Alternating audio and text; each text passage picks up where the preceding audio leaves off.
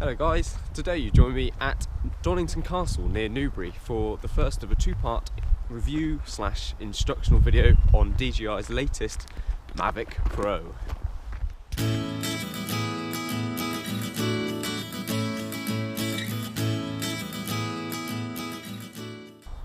Hello and welcome back to JVCTR. Today you join me in Newbury at Donington Castle. We will be taking a look at the very basics of what you get in the box of the Mavic Pro, how to set up and how to perform your first flight. There'll be a second part to this two-part series where I'll talk through the advanced techniques and more advanced functions you get, such as follow me and also the new fixed wing mode. So feel free to join me for that. So as with all my videos, let's firstly take a look at what you get in the box. You get the Mavic itself, you get the controller, two sets of blades, one of which is a spare, one of which is for the front of the craft, two adapters for the controller, one for iOS and one for Android devices, a micro USB charging cable, a power cable, the charger itself, and a small booklet with all your instructions. Next, you need to remove all the stickers on the craft, including the covers over the sensors on the front and underside of the Mavic, and also covering the main camera itself. You may find it easier to access all the stickers by unfolding the craft. Do this by pulling the front legs forward and then rotating the rear legs down and out away from the craft.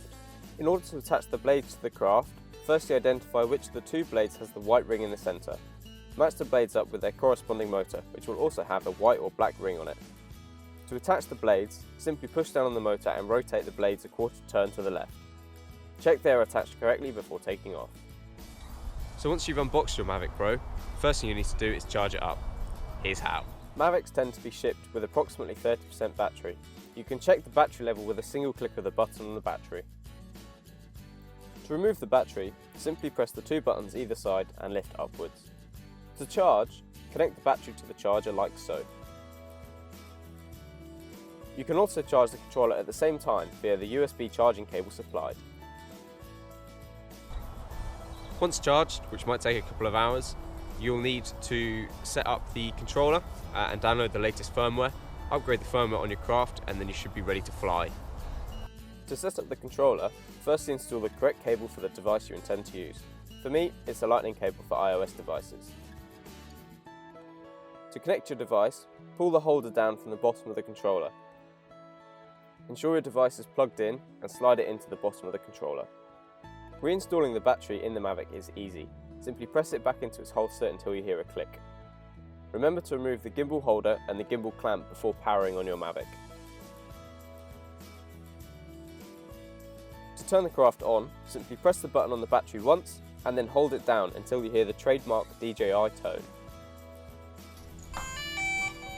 Turning the controller on is very much the same as turning the Mavic on. Simply press the button once and then hold it down until you hear the tone. Once the controller and the Mavic are turned on for the first time, it is likely you'll be asked to set up an account and upgrade your firmware. This could take up to 20 minutes depending on your internet connection, and you'll be asked to fill out a few basic details such as your name, email address, etc. If this is your first quadcopter that you've ever owned, like it was for me, I would thoroughly recommend you invest in like a small, cheap, no frills quadcopter. I bought this one. It's an EO10 or an EO10. E-machine.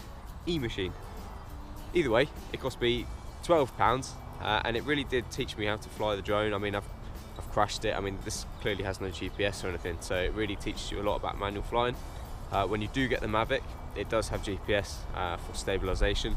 You'll find it a hell of a lot easier to fly, but having this experience was so useful in times of trouble with the Mavic, shall we say.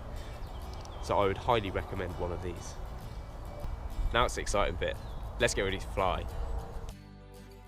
There are a number of ways to take off with the Mavic, the first of which is using the app. Simply press the takeoff button and slide to confirm. The craft will then take off and hover at approximately 7 feet. The second way to take off is by pushing the joysticks into the centre to start the blades. Once the blades are started, you can then push up on the left stick and the craft will take off.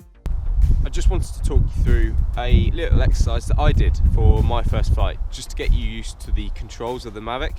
I highly recommend you do this. However, firstly find an area like this, nice and open. There's nothing for you to hit, or in an ideal world, go up nice and high. Just check for cables and stuff before you do so. Firstly, start with the craft facing away from you.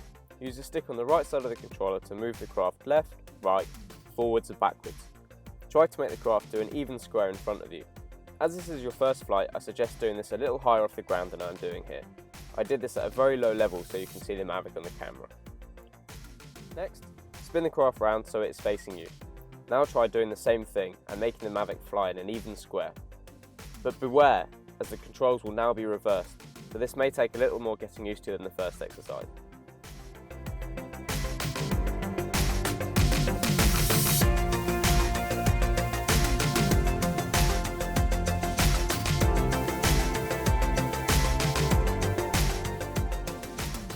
Once you have mastered the reverse controls, let's try making the Mavic fly in an even square when the camera is always facing forwards.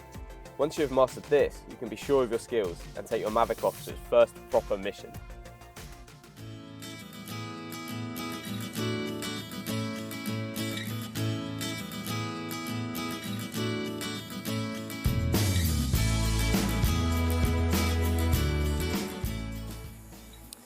So the reason I decided to purchase the Mavic is to give me a bit more flexibility when I'm recording my videos. So at the moment I'm shackled to a tiny GoPro tripod, which means I have to crouch down. With the Mavic, I can stand up. I can present to you. It follows me. It's superb. And with the use of these, the Apple mic, which needs a bit of an upgrade I think, it means I can talk to you. Hopefully the rotors are not too noisy, but in future videos it means I can show you some scenery. And yeah, it just follows me around. So join me for part 2 and I shall show you some more useful features that the Mavic has. Cheers guys! Thanks very much for watching guys. If you want to see some more photography taken by the Mavic, I have now joined Instagram and I do tend to post mainly aerial photos. My username is @CTRJohnny. I'll put a link down there.